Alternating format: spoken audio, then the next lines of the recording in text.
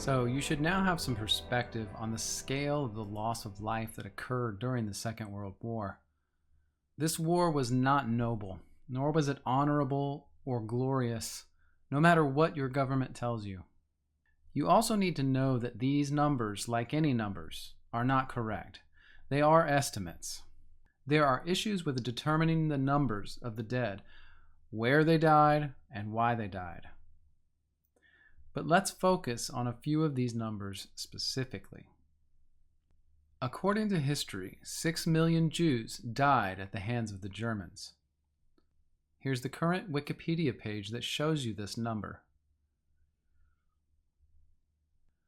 First, consider that 6 million is almost as many as the number of German casualties during the Second World War. 6 million is also just about the current population of New York City. New York City, just deleted. It is the same as the populations of Chicago, Houston, and Phoenix combined. 3 major cities, deleted. This number, 6 million, is such a big number that it's almost unfathomable to most of us. Most people have never seen 1 million people at a time, let alone 6 million. To understand the gravity of what we're talking about, we need to also examine what it means when 6 million people die. The average volume of the human body is 1.8 feet squared. There were 6, quote, death camps of the Germans. These were Auschwitz, Belzec, Chelmno, Majdanek, Sobibor, and Treblinka. If we divide the dead bodies of 6 million people between the camps, we have 1 million bodies per camp that would have had to be disposed of. This equates to 1.8 million square feet of bodies in each camp. The reality is that 1.8 million square feet of bodies have never been found in any of the camps. Of course, people will say that the Germans burned them, but nobody has ever accounted for any burn piles that would have accommodated the burning of 1 million people per camp. And then people will say, well, what about the ovens? Didn't they burn people in the ovens? Well, to fully burn a human body in a modern 1800-degree crematory oven, it takes around 2 hours for the human body to completely turn to ash. And that's per oven. So again, splitting the bodies between the camps, there would have been 1 million bodies per camp. So working out this morbid math, if a camp had 1 oven and 1 million bodies to burn in that oven, it would have taken them 228 years to completely burn 1 million bodies. Assuming, of course, they were burning bodies nonstop every hour of the day in that 1 oven. Again, with the same rules, but if a camp had 2 ovens, to burn 1 million bodies would take 114 years. And when you increase the ovens, the number does go down. 4 ovens should take 57 years to burn 1 million bodies. 8 ovens would take 28 years.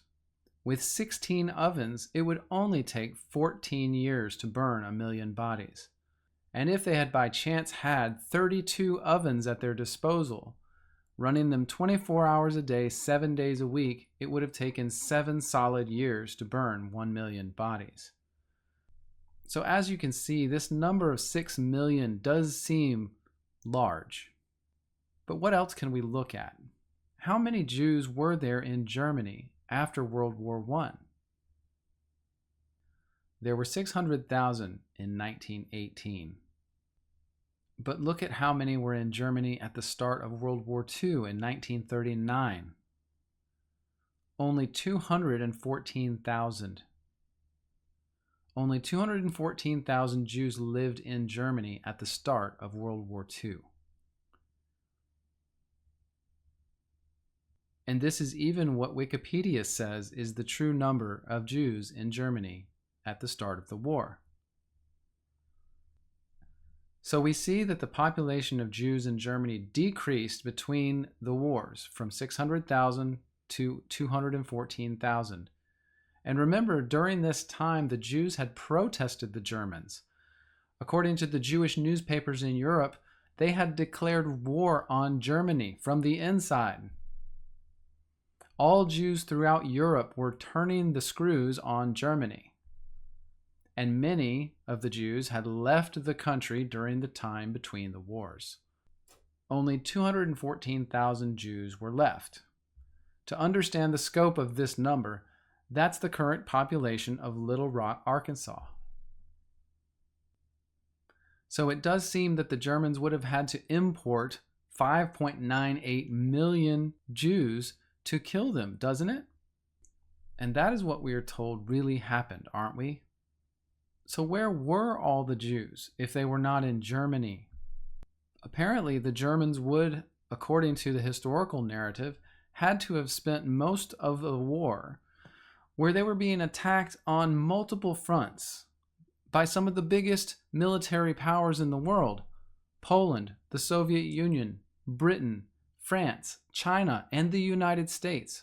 And while all of this is going on, they were also executing the largest forced managed migration of people in history. 6 million people. So where did the Jews come from? Here are the Jewish populations by country. Poland had 3.4 million Jews living in it. The Soviet Union had 3 million Jews. Romania had 757,000. In Hungary, there were 445,000. Czechoslovakia, 357,000. France, 300,000. And Austria, 206,000. The German army began the war with 5 million soldiers.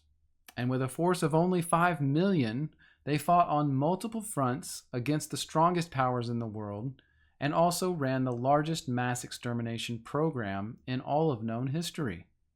The sheer logistics of this are mind-blowing, a little bit too hard to believe. Can we believe it? Should we believe it? Well, we definitely should believe it, since the Jews were writing about it in articles much earlier than the war.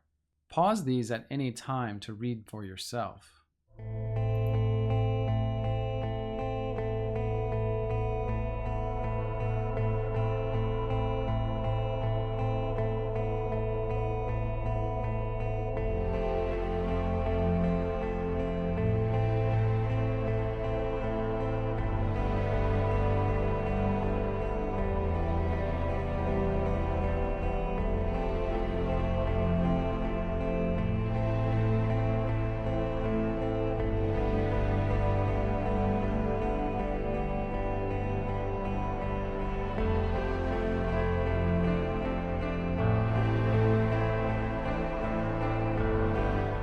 Even this word was mentioned as early as 1903.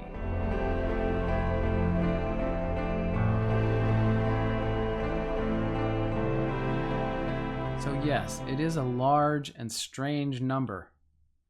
And the Jews seem to be pining for 6 million of their brethren in Soviet Russia when there were only 3 million living there at the time.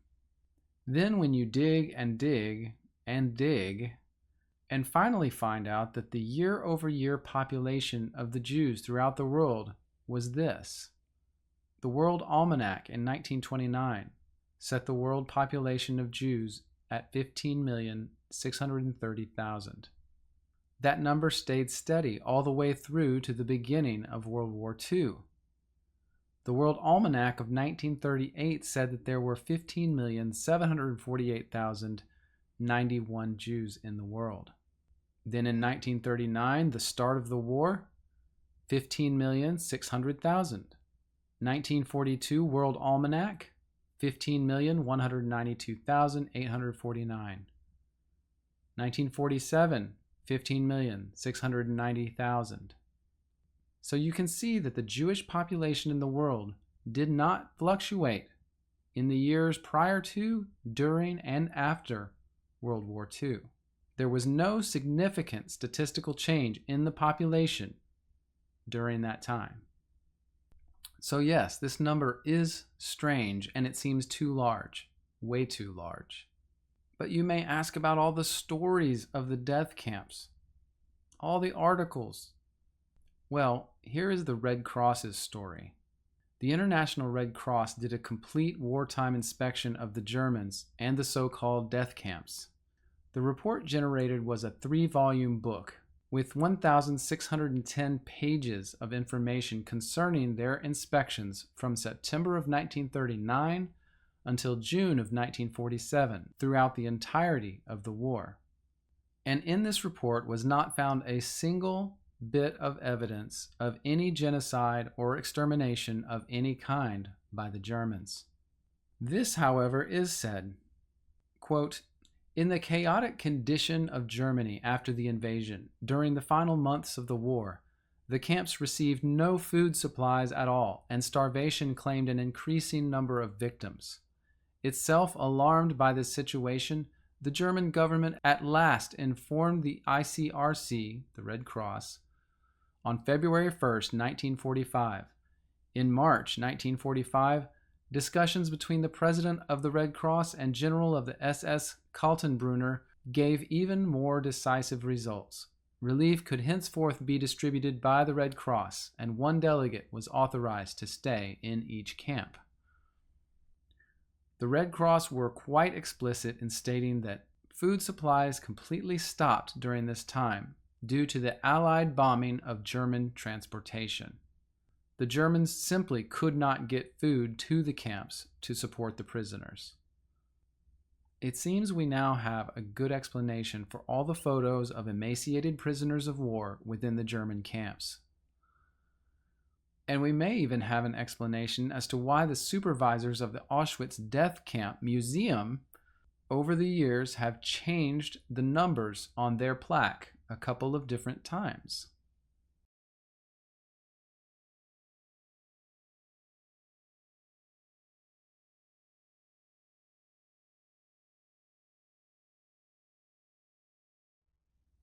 So yes, 6 million is a big number. It's too big. And we have been told too many lies. Thank you for your time and attention. You may think that I'm being naive here, that I just don't know the real history of the world wars. Well, if that's your perspective, then do your own research. I believe that, like myself and many others that I have talked to, the more you research, the more you will see that the wars were not what we were told.